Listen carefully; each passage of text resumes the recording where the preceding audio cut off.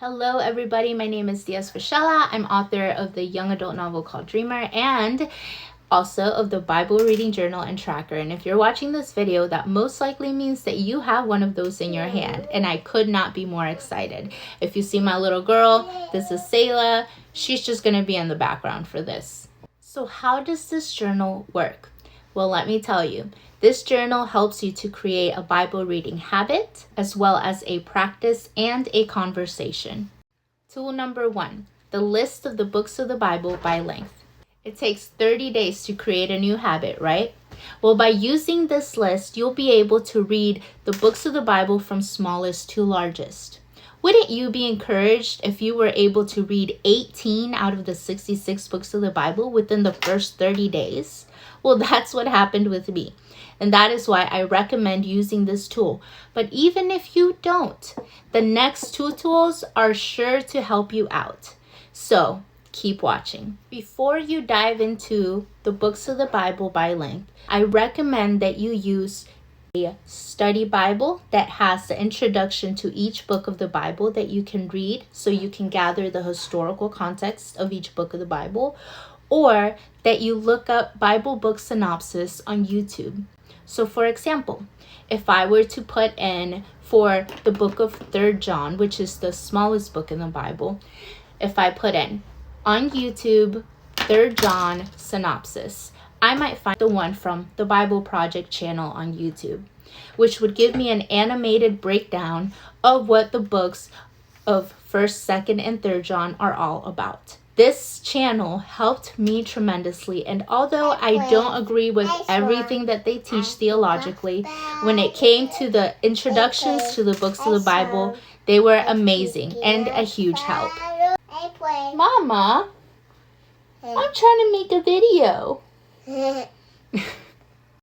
My favorite thing about reading the books of the Bible from order of smallest to largest is that by the time you get to the longer books that take more than 1 day to complete, you will have already established that amazing Bible reading habit.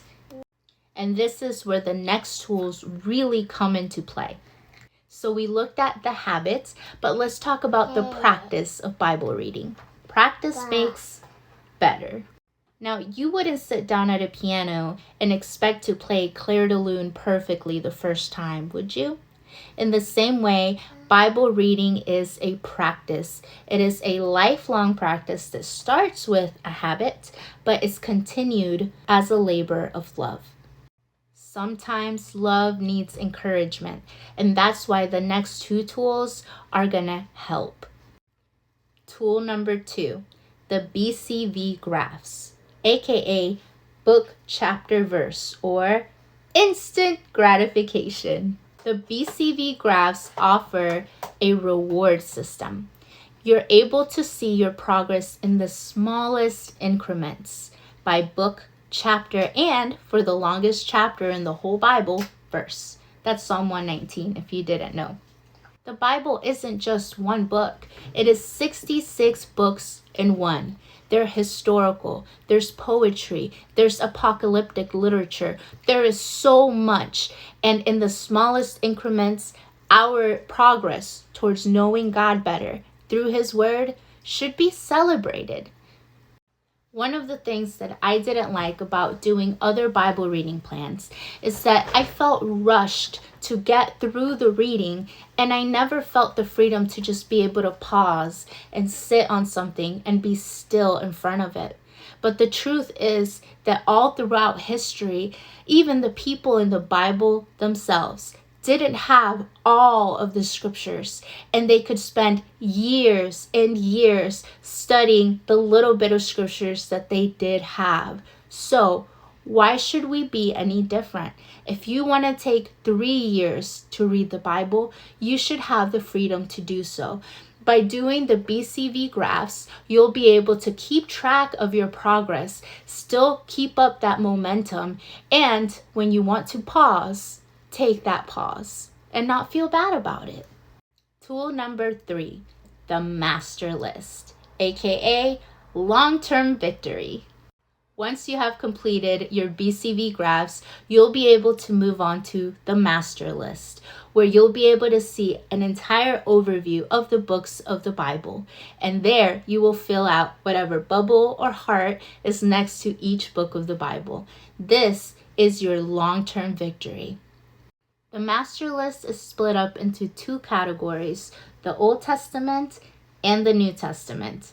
So whatever you do, whether you start reading with the smallest books of the Bible first, or you start in Genesis and want to go all the way through Revelation, whatever you try, it's fine. Because with this major list, you'll be able to see your overall progress in all of it.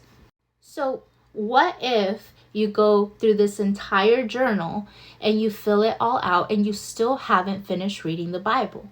Well, the great thing about this is if you went and you got another journal, which there will be more versions of the Bible reading journal and tracker with different covers and even more things, guess what? You can always color in the things that you've already graphed and charted out into your new journal and continue your habit of Bible reading. And the best part, you won't despair because you'll be able to see all the progress that you've made already and how much you have left to go. So far, we've looked at two components that make this Bible reading journal and tracker very effective, the habits and the practice. But let's talk about the third one, and that is the conversation. Reading the Bible isn't just about completing milestones and feeling accomplished. The overall objective for reading the whole Bible is to know God and to know what He says in His Word to us. This final tool has been a game changer for me, and you won't believe this, it's the most simple one, a journal. As a writer, I just think better with a pen or a pencil in hand. Whether you decide to write down key verses that stood out to you, questions that you have, or you decide to pray on paper, writing these things down is crucial for your growth and meditation. Write lengthy paragraphs or simple bullet points.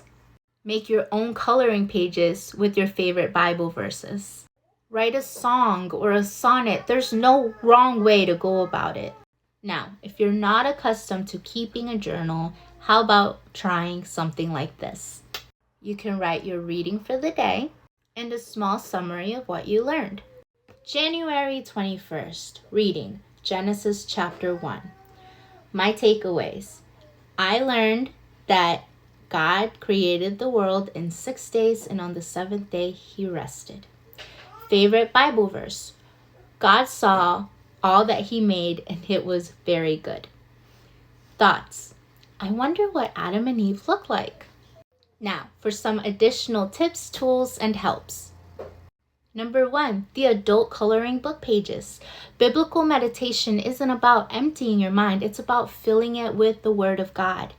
If being creative on paper helps you to remember the things that are written down, then that's what you should do. That's why I decided to include adult coloring book pages that you can color while you think about the verse that's in the middle of it. The Bible memory verse page that's in the back. Make sure you write down all the verses that stand out to you, the ones that you want to engrave in your heart, and fill that thing up, honey, because these things are going to be the things that come back up to you when you need them the most. Third, the calendar. Use the blank calendar in this journal to keep track of the days that you're reading and of all of your habits. 4, use this journal to pray through the Psalms. Once you have this habit of reading the Bible underway, maybe prayer is the next thing. Try reading the Psalms and praying through them.